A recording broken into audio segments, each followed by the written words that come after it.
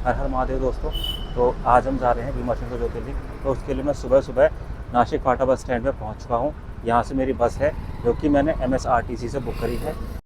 तो जो मेरा पिकअप पॉइंट था, उस पिकअप पॉइंट पे बस का टाइमिंग था 6:13 और अभी 6:22 हो रहे हैं और बस आ चुकी है। और ये सीट यहाँ पे आप देख सकते हो कैसी है। तो सबसे पहले हम बात कर लेते हैं कि भीमाशंकर आपको पहुंचना कैसे है। तो पहुंचने के लिए बहुत सारे तरीके हैं, जैसे कि आप कैब से आ सकते हो, आप बाइक से आ सकते हो या आप बस से भी आ सकते हो। तो कैब का क्या होता है, अगर आप शेयरिंग लेते हो तो शेयरिंग में आपको लगभग 500-700 रुपये पर पर्सन ले लेते हैं, अप डाउन का दोनों मिला के। और अगर आप बस से आते हो तो ये 200 के करीब रहता है। और अगर आप पुणे स्टेशन से आ रहे हो तो पुणे स्टेशन के पास शिवाजी नगर पड़ता है, तो वहाँ से आप इस बस को पकड़ सकते हो, या जो भी गवर्नमेंट बसें चलती हैं वो वहीं से स्टार्ट होती हैं। तो शिवाजी नगर सबसे सही रहेगा। और अगर आपको भीमाशंकर से उसी दिन वापस आना है तो 6 बजे की सबसे लास्ट बस होती है। तो आप कोशिश करो कि 6 बजे से थोड़ा पहले ही आ जाओ कि आपको कोई दिक्कत का सामना ना करना पड़े। तो अभी बस वालों ने यहाँ पर लगभग 20 किलोमीटर पहले रोक दिया है ताकि लोग चाय पानी नाश्ता कर सकें। जैसा कि आप मेरे पीछे देख पा रहे होंगे, कुछ लोग चाय पानी कर रहे हैं। और यहाँ पे वॉशरूम की भी सुविधा है, वो इस तरफ है। यहाँ पे लेडीज़ जेंट्स दोनों के वॉशरूम की सुविधा है। मैं भीमाशंकर बस स्टैंड पहुँच चुका हूँ और यहाँ पर अभी लगभग बज रहे हैं 10:22। तो लगभग 4 घंटे लग चुके हैं यहाँ पहुँचने में बस के द्वारा। बाकी आप अपनी गाड़ी से आओगे तो थोड़ा जल्दी भी आ सकते हो, 2-3 घंटे बहुत होते हैं, क्योंकि ये रोकते रोकते आए हैं तो इसलिए टाइम लग जाता है। बाकी अब चलते हैं, दर्शन लेंगे, उसके बाद बाकी सब चीज़ दिखाते हैं। और अगर आपको स्टे के लिए कोई जगह देखनी है तो आप मेरे पीछे देख सकते हो, बस स्टैंड पे ही कुछ जगह हैं, तो यहाँ पे आप बात कर लेना। और 500, 1000, 1500 ऐसे यहाँ पे रूम आपको मिल जाएगा। यह है बस स्टैंड और आपको यहाँ पे यहीं से बस आती है और बस स्टैंड के सामने ही ये शौचालय है। यहाँ पर आपको नहाने की सुविधा भी उपलब्ध है और वॉशरूम एंड ऑल इन सब काफ़ी क्लीन है, मैंने किसी से पता करा है। तो मंदिर का रास्ता स्टार्ट हो चुका है, मैं मंदिर की तरफ बढ़ रहा हूँ। यहाँ पर रास्ते में बहुत सारी खाने पीने की दुकानें भी हैं, तो अगर आपको कुछ खाना पीना है आप यहाँ से खा पी सकते हो और फिर उसके बाद भी दर्शन ले सकते हो। मुझे बिना खाए दर्शन करना है तो मैं ऐसे ही जा रहा हूँ, बाकी दर्शन करने के बाद कुछ खाऊंगा। आगे जाने के बाद आपको ये दिखेगा, श्री भीमाशंकर परिसर आज से काम चालू है। तो अभी तो ये है, तो अभी आपको ये दिख जाएगा और यहीं से आपको मुड़ जाना है जिधर ये तीर मुड़ा हुआ है। इधर पे कुछ काम वाम चालू है तो वही लिखा हुआ था इधर, जैसा कि आप देख पा रहे होंगे। आगे चलते हैं। यहाँ पे अभी बहुत सारी दुकानें हैं, बट इसके आगे भी आपको दुकानें मिलने वाली हैं, तो यहाँ से लेके जाने का कोई मतलब नहीं है। थोड़ा आगे वाली दुकानों से ही आप कुछ भी प्रसाद वसाद ले सकते हो।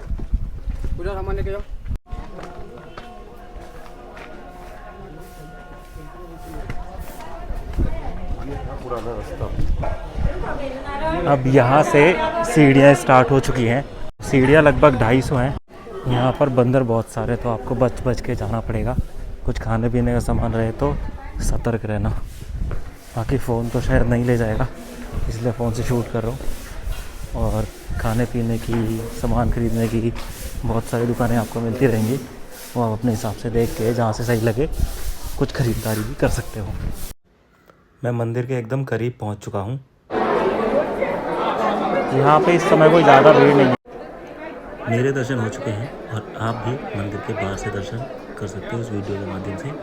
अंदर फ़ोन अलाउड नहीं था तो इसलिए मैंने अंदर से वीडियो नहीं ली है। दर्शन करने में ज़्यादा टाइम तो नहीं लगा, लगभग 10 मिनट लगे बस।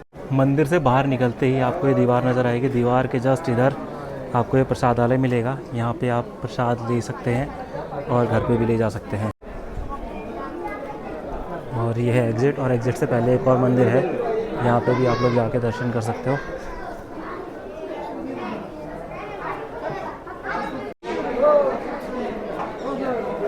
यहाँ पर एक कुंड भी है जो कहते हैं यहाँ पे सर्व तीर्थ कुंड। तो आप जब मंदिर से बाहर निकलेंगे तो आपको ये कुंड नज़र आ जाएगा, तो इसके लिए आपको कहीं दूर जाने की कोई ज़रूरत नहीं है। बाकी अब बाहर निकलते हैं और बाहर निकलते वक्त हमको एक मंदिर नज़र आता है, तो ये है श्री राम मंदिर। तो यहाँ पे भी आप राम जी के दर्शन ले सकते हैं। यहाँ पर एक दत्त मंदिर भी है, तो आप इधर भी आके दर्शन ले सकते हो। दर्शन होने के बाद यहाँ पे आपको कई सारी दुकान मिलेंगी जहाँ पे आपको पेड़ा मिलेगा, तो कहीं से भी आप पेड़ा ले सकते हो। कलाकंद है, कंदी पेड़ा है, मलाई पेड़ा है। अच्छा, कलाकंद, फ्रेश ताजा गरम है। ठीक है। कौन सा बेस्ट होता है? तीनों अच्छा है दादा, ये आपके ऊपर आपका है। फेवरेट कौन सा है? एक कंदी पेड़ा है। तो ये दे दो। कितना दूँ? कितने का आता है? 100 रुपये का 250 ग्राम आता है। 100 का कर दो।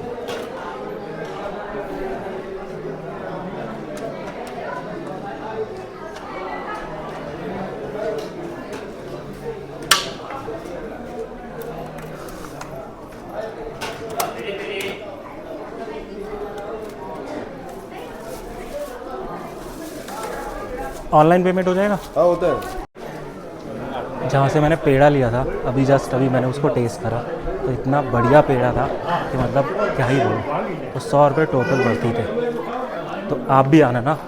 बाकी उस बंदे को आप पहचान तो गए होगे किस दुकान से लिया मैंने, और वही पेड़ा आपको लेना है। पेड़ा मतलब वो मावा ही है एक तरह से, बट थोड़ा बहुत मिक्सचर है कुछ, तो भी उसका आइडिया नहीं है मेरे को, बट काफ़ी सही था, मज़ा आ गया। तो जब हम मंदिर की सीढ़ियों से चढ़ते उतरते हैं तो कुछ दुकानें आती हैं। पेड़े वाली दुकानें तो मच रिकमेंडेड है फ्रॉम माई साइड। बाकी जो खाने पीने वाली हैं लाइक वड़ा पाव या कुछ भी, वो मैंने लास्ट टाइम आके मैंने ट्राई करा था, तो कुछ भी अच्छा नहीं था। तो आप लोग भी उन सब चीज़ों को अवॉइड कर सकते हो। अगर कोई फ्रूट्स ले रहे हो तो ओके है, उसमें तो क्या ही मिक्स करेंगे। बाकी जो भी और चीज़ें मैंने ट्राई करी थी लास्ट टाइम, वो सब टेस्टलेस थी। सो मैं कोशिश करूँगा जब यहाँ से बाहर निकलूँ, सीढ़ियों को चढ़ के बाहर, फिर उसके बाद कुछ खाने का सोचता हूँ और खा के बताऊँगा आपको कि कैसा लगा मेरे को यहाँ का खाना। मंदिर से मैं निकल के आ चुका हूँ और मंदिर से मैं इस गेट से निकला हूँ, जैसा कि आप देख पा रहे होगे। सो यहीं से मैंने जस्ट एक लेफ़्ट लिया है और पूछा किसी से कि गुप्त भीमा शंकर किधर है, तो उन्होंने बताया कि ये वाला जो रोड है बाजू में, ये वाला, इसी रोड पे आप चले जाओ और इसी स्थान पे चलते चलते, ज़्यादा नहीं चले, जस्ट इधर से मंदिर की एंट्री है, इधर हम यहाँ पर ये आ गए और यहाँ से हम भीमा नदी का उद्गम स्थान देख सकते हैं। तो चलिए वहाँ चलते हैं। तो हम पहुँच गए हैं भीमा नदी के उद्गम स्थान पे, जैसा कि आप पीछे देख सकते हो। मैं अभी वहीं पहुँच के दिखाता हूँ आपको कैसे दिखती हैं। ये है भीमा नदी का उद्गम स्थान और सामने ही एक मंदिर है। और अगर आप भीमा शंकर मंदिर आ रहे हैं तो ये बहुत पास में ही है, तो यहाँ आना तो बिल्कुल भूलना ही मत, ज़रूर आना इधर। मतलब आपको जस्ट 100-200 मीटर और चलना है और भीमा नदी का उद्गम स्थान आपको मिल जाएगा। भीमा नदी से रिलेटेड कुछ जानकारी जो कि आप पढ़ लेना आराम से पॉज करके। तो अब दर्शन हो चुके हैं भीमा नदी के उद्गम स्थान के, तो अब हम वापस उसी रास्ते पे चल रहे हैं जहाँ से हम मुड़े थे और हम आ गए हैं फिर से उस रोड पे। बाकी जो गुप्त भीमा शंकर है वो यहाँ से 2 से 2.5 किलोमीटर है, तो आपको यहाँ से चल के जाना पड़ेगा। ये जो रोड है ये वही वाला रोड है, तो ये चल के जाना पड़ेगा। जिस तरफ से गाड़ी आ रही है इधर से मैं आया हूँ और यहाँ पर ये बोर्ड लगा हुआ है, तो इधर से ही जाएंगे गुप्त भीमा शंकर। तो रास्ते कुछ ऐसे हैं, तो रास्ते थोड़े ऊंचे नीचे हैं, तो बुज़ुर्ग लोगों को मैं बोलूँगा अगर आएँ तो बड़े सतर्क होके आएँ, नहीं तो ना ही आए तो भी चलेगा।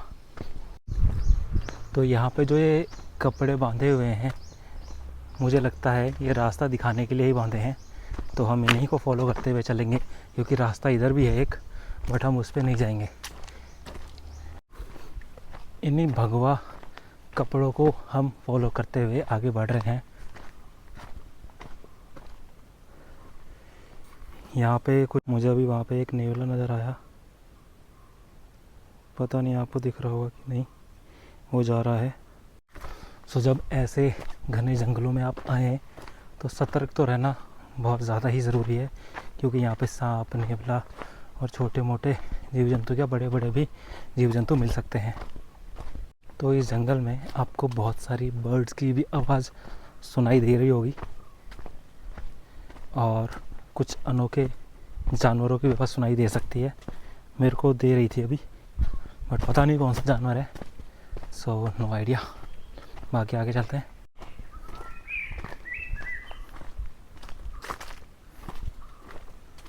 यहाँ पे एक पेड़ गिरा हुआ है।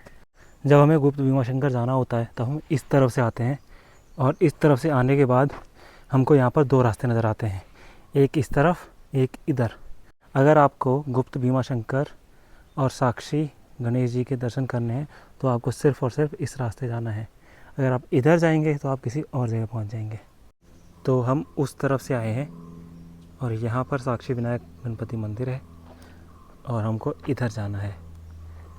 आप किसी और तरफ मत चले जाना, हमको इसी दिशा में जाना है। और थोड़ा आगे आने के बाद आपको ऐसे यहाँ से नीचे उतरना होगा।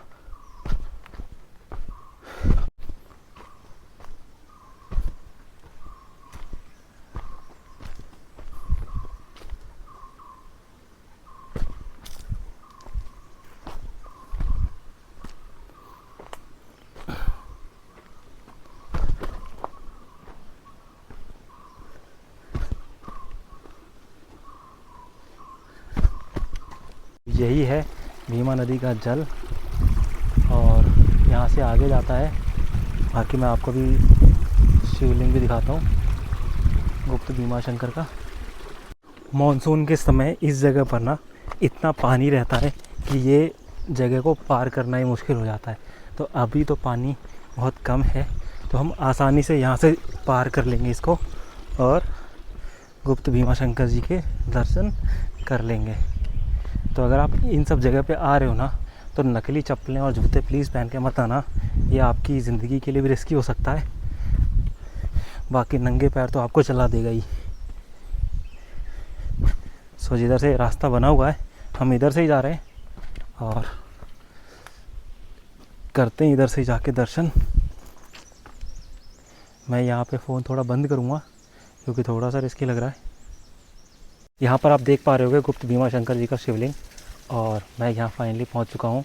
मन को बहुत शांति मिल रही है क्योंकि यहाँ मैं पहली बार आया हूँ। भीमाशंकर ज्योतिर्लिंग के तो दर्शन मैंने पहले भी करे हैं, लेकिन यहाँ पर मैं पहली बार आया हूँ। और मतलब ट्रैक जो मैंने करा 2-2.5 किलोमीटर का, एकदम मुझे अब वर्थ लग रहा है वो। ये रहे महादेव जी गुप्त भीमाशंकर जिनको कहा जाता है, तो इनको सबसे पहले प्रणाम करेंगे। तो आप देख सकते हो यहाँ से भीमा नदी का जल आ रहा है। नॉर्मली इस महीने में जल थोड़ा कम रहता है इसलिए वो यहाँ तक नहीं पहुँच पा रहा है, बट नॉर्मली टाइम पे ये पहुँचता है और शंकर जी का यहाँ पे जल अभिषेक होता है। माना जाता है कि जो मेन ज्योतिर्लिंग है उससे भी पहले इसको, इस वाले ज्योतिर्लिंग को, मतलब इस शिवलिंग को ढूंढा गया था।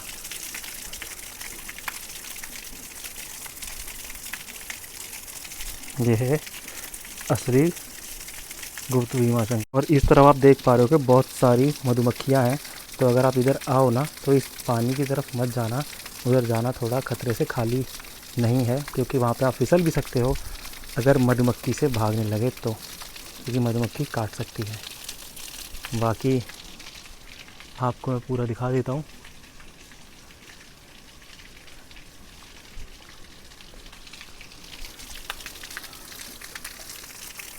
तो दोस्तों मैंने भीमाशंकर ज्योतिर्लिंग की यात्रा पूरी कर ली है। भीमा नदी के भी दर्शन हो गए हैं, यहाँ तक कि जो गुप्त भीमाशंकर जी हैं उनके भी दर्शन पूरे हो गए।